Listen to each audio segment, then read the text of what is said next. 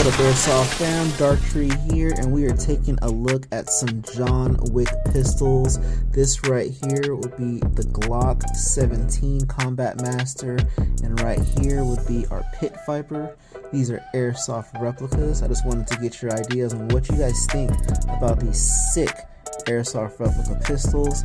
What video should I do next? Should I do a comparison between the two? Should I just do a shooting montage?